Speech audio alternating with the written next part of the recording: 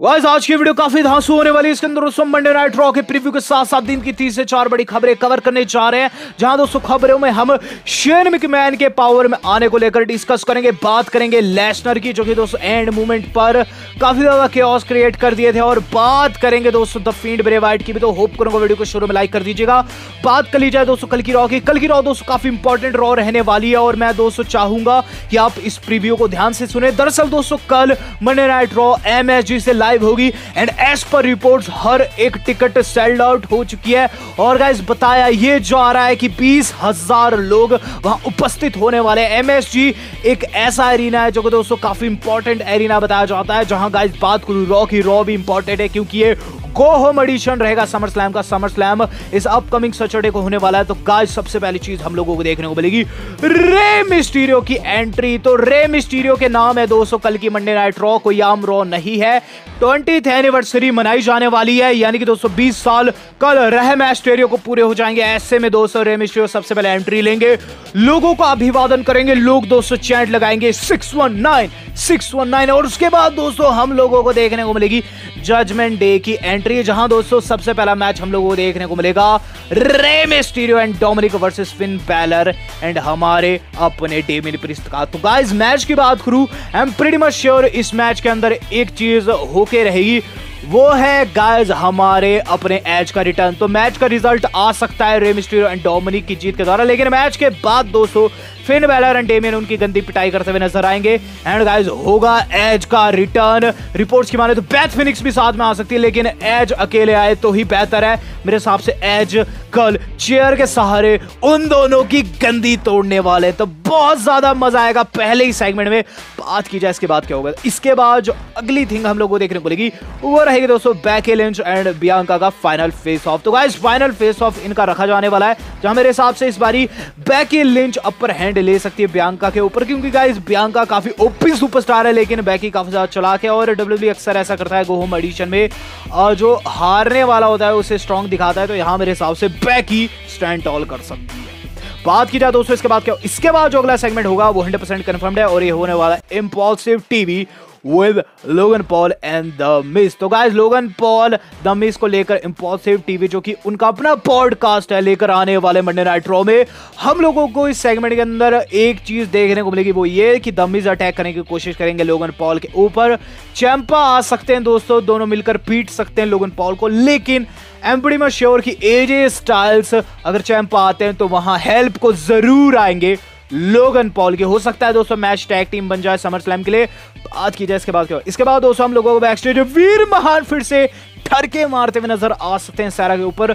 सारा दोस्तों WWE की इंटरव्यूअर है, और इनकी लव स्टोरी भी गन हो चुकी है। आपको बताना चाहूंगा वीर महान दोस्तों अब कोई सीरियस कॉम्पिटिटर नहीं रह गए हैं, ये दोस्तों शाहरुख खान बन चुके हैं WWE के, और कल दोस्तों ठरके मारते हुए नजर आएंगे फेरा के ऊपर। बात की जाए दोस्तों अपने semi main event of the evening की, तो गाइस वो रहेगा बॉबी लैशली एंड थ्योरी का फेस ऑफ। तो इनका भी दोस्तों फाइनल फेस ऑफ रखा जाने वाला है, जहां मेरे हिसाब से चीज हो सकती है कि गाइस इस फाइनल फेस ऑफ में लैशली की पिटाई कर दे ब्रीफ केस के साथ थ्योरी, लेकिन फिर से डॉल्फ जिगलर आकर उन्हें किक करे। तो गाइस डॉल्फ जिगलर न जाने एक कीड़े की भांति चिपके हुए हैं बेचारे ऑस्टिन थ्योरी। ऑस्टिन थ्योरी कल मेरे हिसाब से फिर से पिटने वाले हैं।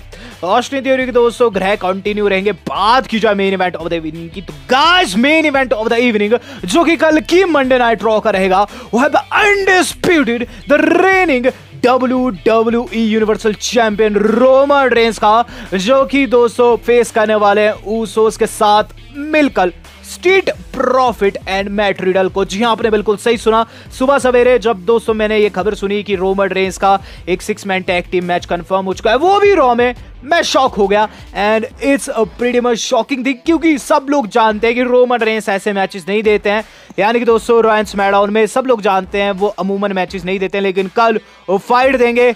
एंड दोस्तों इस सेगमेंट के अंदर हम लोगों को देखने को मिल सकती है ये कि सेथ रॉलिंस मैच के बाद अटैक करे हमारे अपने रिडल के ऊपर। एंड अगर लेसनर एंड मूवमेंट पर कंफर्म हो गए, अभी के लिए लेसनर कंफर्म नहीं है कल की रॉ के लिए, लेकिन हाँ एंड मूवमेंट पर कंफर्म हो गए, लेसनर आगे रोमन रेंज की तोड़ सकते हैं, तो बहुत ज्यादा मजा आएगा। और इसी बात पर दोस्तों वीडियो को कर दीजिएगा लाइक अगर आपको प्रीव्यू पसंद आया हो। बात कर लेते हैं अब आज की अपनी खबरों की। बस सबसे पहली खबर जो आज की बारी जुड़ी हुई है, आपको खासा खुश करने वाली है। रैंडी ऑर्टन की रिटर्न को लेकर ब्रांड न्यू अपडेट है। रैंडी ऑर्टन लौटेंगे तो किसे फेस करेंगे, एक ऐसा क्वेश्चन जो कि आप रैंडी प्रेमियों के मन में आता होगा। तो गाइस अपडेट आ चुकी है एज पर बिल एप्टर, वो ये चीज कह रहे हैं Seth Rollins versus Randy Orton जो राइवलरी फिर से इग्नाइट हो सकती है। और उनका मानना यह है कि सबसे पहले तो ये चीज होगी समर स्लैम में रिडल हार जाएगा और उसके बाद आगे जाकर सेथ रॉलिंस के ऊपर रैंडी अटैक करेंगे, बदला लेंगे अपने भाई अपने ब्रो का। अब देखते हैं दोस्तों आगे क्या होता है। मेरे हिसाब से दोस्तों ये राइवलरी काफी हॉट राइवलरी रहेगी अगर होती है तो। बात करते हैं कि नई राइवलरी की, तो गाइस कल लाइव इवेंट में हम लोगों को एक ऐसी थिंग देखने को मिली जो कि काफी शॉकिंग थी। तो गंथर वर्सेस रिकोशे हो रहा था, जहां गंथर ने रिकोशे को हरा दिया। मैच के बाद वो रिकोशे को और भी ज्यादा पीटना चाहते थे, लेकिन ड्रू मैकिंटायर ने आकर वहां रिकोशे को सेव किया, जहां दोस्तों ड्रू को देखते ही गंथर वहां से भाग गए। ये दोस्तों ब्रिजपोर्ट में हो रहा था लाइव इवेंट, और कहीं ना कहीं दोस्तों एक तरीके की टेस्टिंग है। और अगर दोस्तों Drew McIntyre main event picture में नहीं जाते तो वो इंटरकॉन्टिनेंटल चैंपियनशिप के लिए जा सकते हैं यूके वाले इवेंट में, इससे पता चलता है। चलते हैं दोस्तों इससे अगली न्यूज के ऊपर। तो इससे अगली न्यूज आज की हमारी जुड़ी हुई है, वो जुड़े दोस्तों रायबैक से। रायबैक के रिएक्शन को लेकर दोस्तों बहुत से लोग उत्साहित भी होंगे। रायबैक दोस्तों सबसे बड़े हेटर है विंस मैकमैन के, और ये चीज दोस्तों पता भी चलती है उनके ट्वीट से। हाल ही में उन्होंने चीज लिखी कि मैंने जो कहा था बिल्कुल सच हुआ, सारे काले चिट्ठे खुले हैं और भी ज्यादा हॉरिबल नॉन सेक्सुअल स्टफ है जो कि कंपनी छिपाती है, लेकिन वो भी सामने आ जाएगी। विंस मैकमैन की काली कुर्ते सामने आ जाएगी और मुझे मेरा ट्रेडमार्क मिल जाएगा। तो पूरी दोस्तों उन्होंने भड़ास निकाली है विंस मैकमैन के जाने को लेकर। बात कर लेते हैं अब हम विंस मैकमैन की ही। तो गाइस विंस मैकमैन के चलते डब्ल्यूडब्ल्यूई वालों को खासा फायदा पहुंचा। अब आप बोलेंगे विंस मैकमैन गए तो डब्ल्यूडब्ल्यूई को कैसा फायदा, तो ऐसा ही हुआ। विंस मैकमैन का दिमाग फिर से काम आ गया। विंस मैकमैन की रिटायरमेंट जैसी घोषित हुई, स्मैकडाउन की रेटिंग बढ़ गई। फर्स्ट और सेकंड आवर बहुत बढ़िया गया है। जहां गाइस बात करूं व्यूअरशिप की, तो सुनकर दोस्तों आप बिल्कुल चौंकने वाले हैं। दरअसल दोस्तों लास्ट वीक जो व्यूअरशिप मापी गई थी वो दोस्तों 1.9 समथिंग मापी गई थी, और इस हफ्ते दोस्तों बढ़कर हो चुकी है 2.16 मिलियन, जो कि दोस्तों काफी बड़ी थिंग है। विंस मैकमैन का जाना डब्ल्यूडब्ल्यूई को लेकर दोस्तों कहीं ना कहीं फायदा पहुंचा है, और विंस मैकमैन काफी ज्यादा चलाक है, इसीलिए दोस्तों उन्होंने स्मैकडाउन में चीज कही है।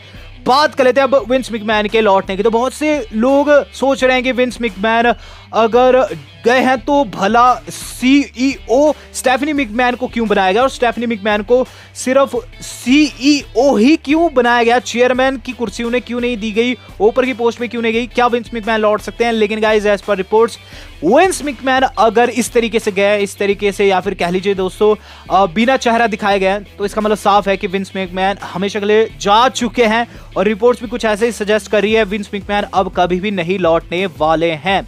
अब लौटने से याद आया दोस्तों फील्ड की बात करते हैं। फील्ड पर दोस्तों नए ऑड्स निकलकर सामने आए हैं। फील्ड सब लोग जानते हैं कि कल के लिए रूमर्ड है, कल की रॉ के लिए रूमर्ड है, लेकिन ऑड्स दोस्तों बिल्कुल ऑपोजिट बता रहे हैं। दरअसल दोस्तों ऑड्स में फील्ड ब्रे वाइट के ऑड जो है वो कम चल रहे हैं। आप यहां दोस्तों देख सकते हैं जो ऑड्स है उसमें दोस्तों 4 जो है वो यस पर है और 1.209 पर है।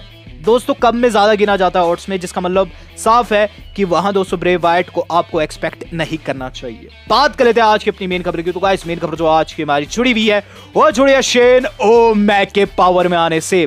तो क्या शेन ओमैक पावर में आ सकते हैं, क्या शेन ओमैक बन सकते हैं कंपनी के किंग, बात कर लेते हैं। तो गाइस शेन ओमैक के ऊपर वो अलग अलग अपडेट्स निकलकर सामने आई है, जिसके अंदर बताया जा रहा है कि शेन मैकमैन सबसे पहली चीज तो ये कि विंस मैकमैन के सर से निकल गए थे तब जब उन्होंने रॉयल रंबल में गंद डाला था। रॉयल रंबल में दोस्तों उन्होंने स्पॉट छीना था लेसनर से, बहुत कुछ उन्होंने गलत किया था। दरअसल दोस्तों इस साल की शुरुआत में Vince McMahon and Shane Omaxe की लड़ाई हो गई थी। आपको याद होगा रॉयल रंबल में दोस्तों शेन मैकमैन ने अपनी मर्जी से काफी उथल पुथल मचाई थी। वो दोस्तों लेसनर का स्पॉट छीने थे, जिसके चलते विंस मैकमैन एंड उनकी बैकस्टेज लड़ाई भी हो गई थी। इस लड़ाई में दोस्तों विंस मैकमैन ने कहा था कि जब तक मैं हूं कंपनी में ये मुझे नहीं दिखाई देना चाहिए। अभी दोस्तों विंस मैकमैन नहीं है, लेकिन दोस्तों आपको बताना चाहूंगा अभी भी ज्यादातर स्टॉक्स विंस मैकमैन के पास है। ऐसे में लोग उन्हें साइड नहीं करना चाहेंगे। प्लस दोस्तों Stephanie McMahon and Shane Omaxe की भी नहीं बनती। एक स्टोरी निकलकर सामने आई है, डिनर टेबल पर एक बारी जब बात लग रही थी कि शेन मैकमैन बाप की गद्दी को संभालेंगे, स्टेफनी ने यह चीज कही थी कि बेटा नहीं बेटी संभालेगी गद्दी को डब्ल्यूडब्ल्यूई की। और इस वक्त दोस्तों जब उन्हें पोस्ट मिली है तो स्टेफनी मैकमैन आसानी से नहीं छोड़ने वाली। तो शेन मैकमैन को अगर आप पसंद करते हैं तो भाई शेन मैकमैन का return as a owner possible नहीं है। लेकिन आपको दोस्तों कौन पसंद है, स्टेफनी या फिर Shane? Comment down below. Video आज की तीसरी पसंद है वीडियो को लाइक एंड शेयर जरूर कीजिएगा, दोस्तों का शेयर कीजिएगा। आज तक इतना ही, धन्यवाद, शब्बा खैर।